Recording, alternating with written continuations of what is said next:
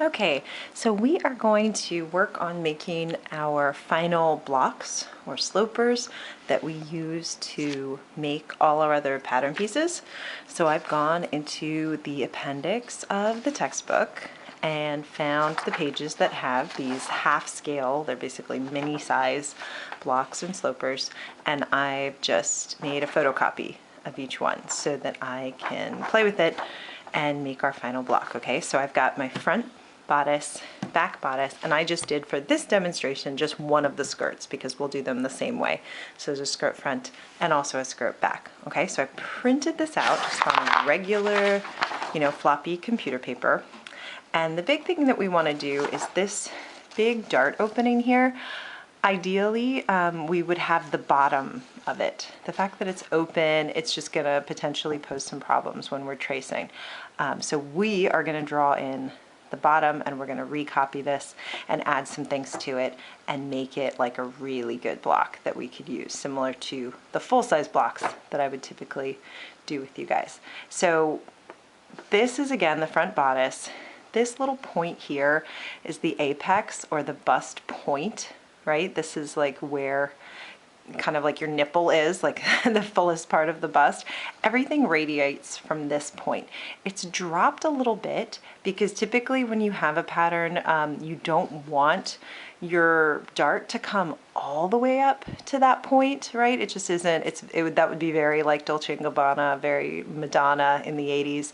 It'd be a little pointy, right? We wouldn't want pointy boobs. We would want like a soft curve.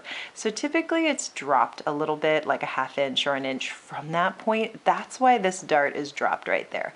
I'm only bringing this up because later we might take this all the way up to that point when we make changes, okay? But for right now, it's close enough. We can just leave it, but I just want you to know, just so that you can have that knowledge, what that point is and why this is not quite to that point, okay? And you don't really see it on the other places because there's no other place on the body where we don't want a point pointing to so much as the bust, right? Anyway, so this is the area we're going to focus on, and what we're going to do is just fold it together just like we were sewing. So what I might do is just take one of the lines and fold it up to that point. Try to get it right on there, okay? And you can stop right there. And now I can take this and fold it. And this is why I say we do this first on computer paper, because if you were doing this on your cardstock, it would be way too hard to do. So we'll wait to do that. Okay, so I'm folding it really carefully also to the point on that line, okay? And then remember, darts always get pressed towards the center, whether it be center back or center front, wherever it is. So we're going to imagine we're sewing this, and see how now that I've folded both sides, I can just push that right together. And again, my paper is now not flat. I can't really lay this down. But what I can do is get to the point where these two touch, not close, not overlap, but just touch, right? Just like we were sewing. And I can just make this point flat, okay? And I've made sure that my dart, the excess, is pressing this way towards center front. And now I'm going to take my tracing wheel, and what I'm going to do is trace the bottom seam that's already here. Okay, I'm not making up a line. I am just tracing this line that already exists. Okay, don't have to go too hard, and then when I open it up, I can see my dots. So now I've created the bottom of that. Okay, so now push that aside, lay it flat. I've got a pencil at my drafting ruler, and I can just lay this down. Sorry, it's hard to see through the camera. And then I'm going to trace that line, and I'll come back up and see, where is it? See, it's really subtle, these dots. You could always press harder if you can't see it when you're doing yours. And I'm going to trace that line.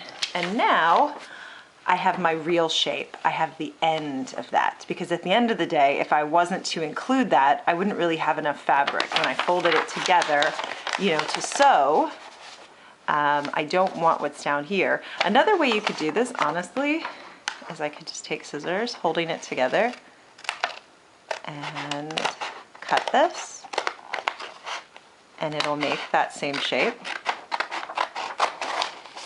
So that's another trick, but that won't always work in later applications, so I want to show you how to do it both ways. But see, I have that perfectly cut, or if I go back, you can probably see that that was where I drew my lines anyway, okay?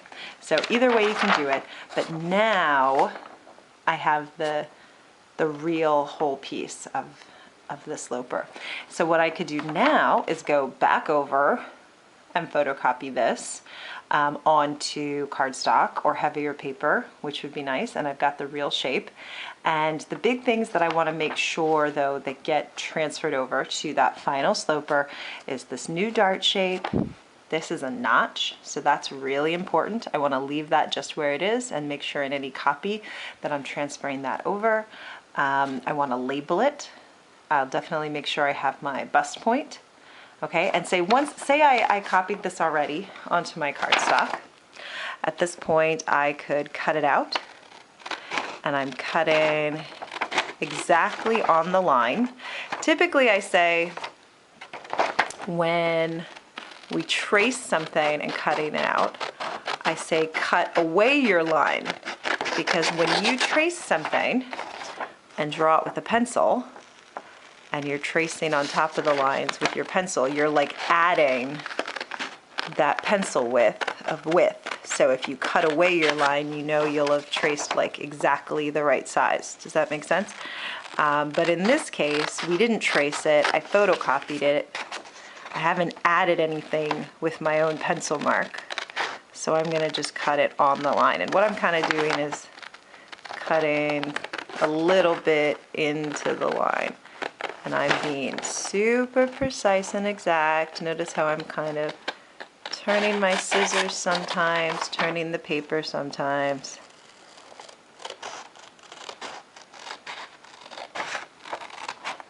Okay, so this, I can get rid of all these guys. This is now my sloper, ready to trace, right? I could hold this down, and again, what's nice about having it on heavy cardstock is, like, for example, like imagine this was my paper and I was trying to trace it, I can easily trace the outsides, and it's just so much easier if your paper is heavier. You'll really thank yourself if you do it. Even if you don't have a printer, or you're not able to photocopy it onto heavier cardstock, even if you took this and put it down on like a manila envelope or the back of, like, oh my gosh, a cereal box, it doesn't have to be anything you buy. Like a thin piece of cardboard from, like I said, a cereal box would be perfect, or any cardboard packaging. Just trace this on top of it and then cut that out and let that be your sloper, because the heavier it is, it's going to be a lot easier to trace. So like I'm going to have to do that myself. I'm going to have to figure out something to put this on so that it's heavier for all of the rest of the assignments. But the big thing we want is to make sure that if we do trace it, that this notch gets transferred through, that I label it, that this gets transferred through. And what I usually do for something like a point is I just take my pencil lead and make a little hole, and that way I can always trace right through and get that same hole. You want these dart legs to be there, and remember at the bottom of your dart legs you'll also have a notch, right? If we remember from construction, from sewing, there'll be notches here. Okay, so that's a notch. These are notches. And then what we don't have on this is a grain line, so we wouldn't know how to set this up. But the grain line on the bodice front comes exactly off of the center front, which is here, right? This is our CF, center front of our garment, right? And if this was the front bodice, it would open up, it might be cut on the center front so there's no seam, or you might have a seam there. So what I do to get a grain line off of that is I take my ruler and line it up exactly. See how I'm exactly on that line? And I go, I'm 1 inch in, just pick, an inch is a good amount, 1 inch from that edge. And then I draw a line. And then to indicate grain line, it's an arrow point at each side. Okay, so that's now my grain line. I know that, right?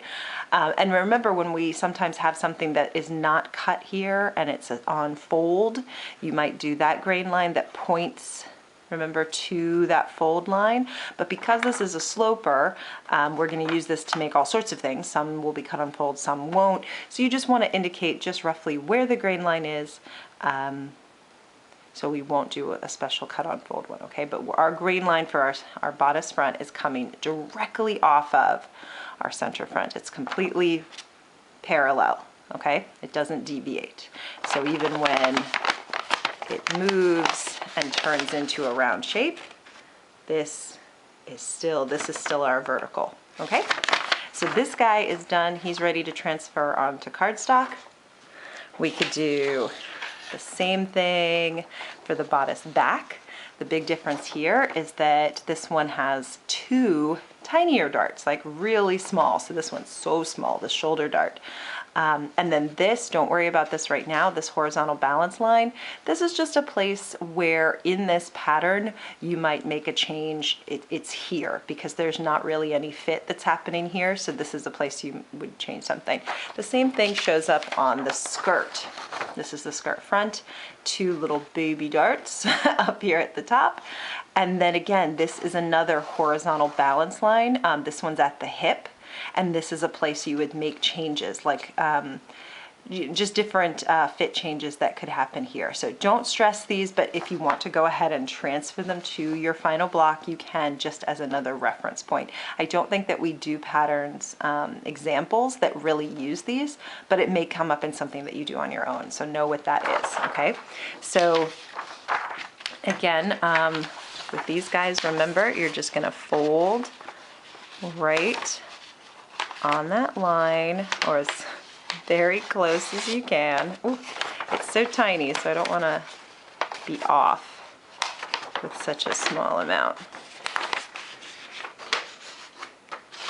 Ooh, this is a tough one. It's like once you fold the paper wrong, it remembers. Okay, I think that's good. So I fold just from there to there, and then I come over here and do the same thing if I can. Okay, and now when I've got my 2 strong folds, I can bring them together, and again, I want to take that excess and push it towards, this is the center back, okay?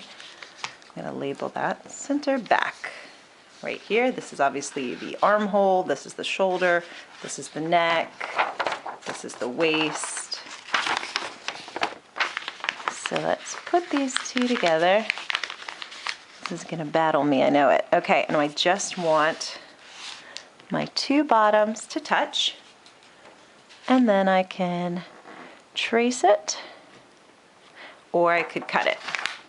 And then when I open it up, I see this is like the most subtle little line.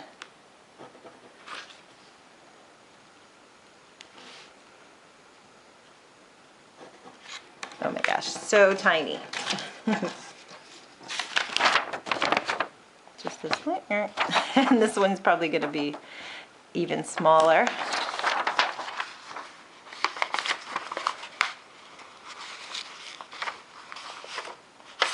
Okay.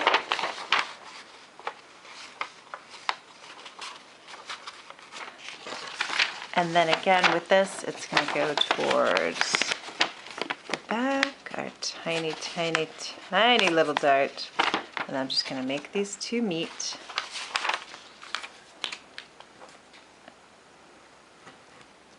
And draw it straight. Sometimes, again, when I'm touching this, see how it has a tendency, it like comes up. The shoulder line should always be perfectly straight. So even if it is seeming like it's trying to take you in an angle, that should always be straight. We shouldn't have any bumps on our shoulder. So just make it straight if it doesn't immediately try to act straight on you. Okay, and that's really tiny, but I've just got this little dip. So now again, I'm ready to trace this out, transfer it to a harder cardstock. I want to definitely make sure I don't lose these notches. all of my dart legs would have notches. Okay, so these little cross kind of T's, which will indicate notches. This is our center back, and that's how we're going to get our grain line.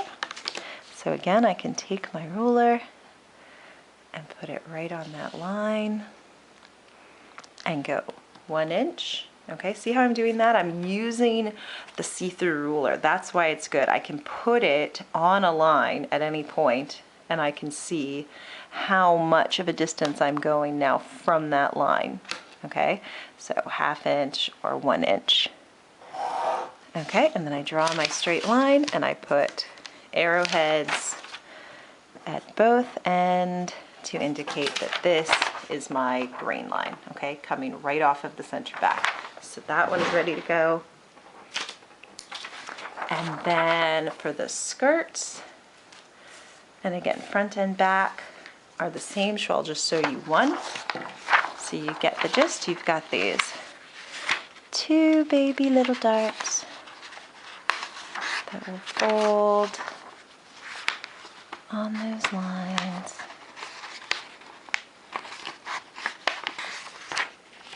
And in this case, on both sides, both the skirt, this is the skirt front, this straight side is the center, okay? This curved side is the hip.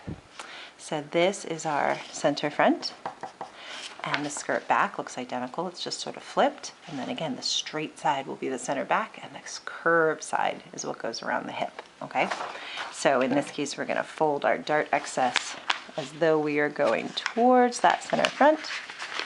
So let's make these two meet. Oh my gosh, it's so tiny.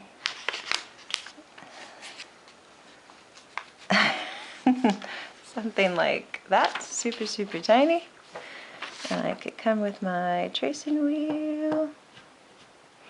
And I'm just going right on that line that already exists. Or again, what could I do? I could cut it. And when I open it up, it's just barely, a little circle out. If you were going to cut it, maybe do both of them and cut it all in one go. So let me do the other side, and maybe I'll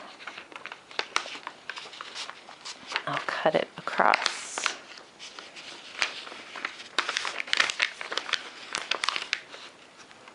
Okay, so I'll make that point meet, and then I'll make this point meet.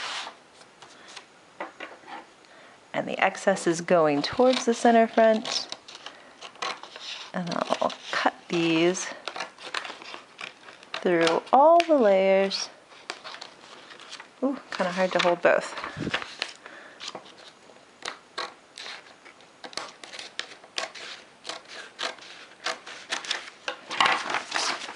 There we go. These are really, very subtle. I feel like cutting it kind of annihilated it right there. So maybe that's not the best method to get really neat. But with these, they barely have any little top to them. It's almost straight across, but it's like this slight bump. So again, might be better to trace it. So with this, get that dart shape.